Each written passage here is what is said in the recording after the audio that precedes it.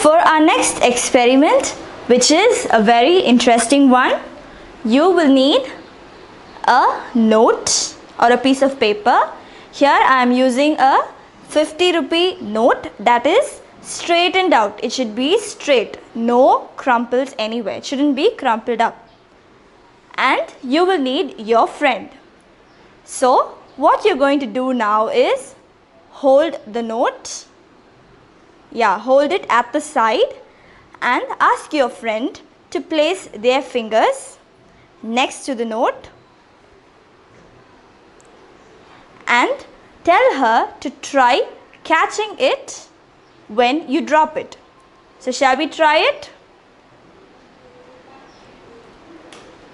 So I wasn't able to catch it. We'll try it once again.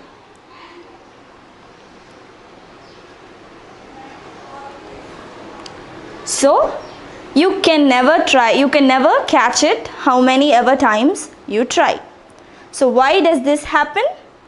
This is because of the biological fact that the reaction time for human beings is about 0.2 seconds. So it takes 0.2 seconds for us to see something, process it and physically react to it, which is actually pretty impressive when you think about it.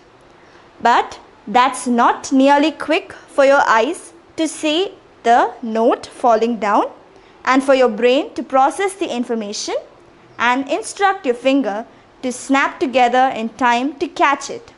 So you can use this to trick your friends. It is actually like a game. So I'm trying it just once more. So let us see what happens.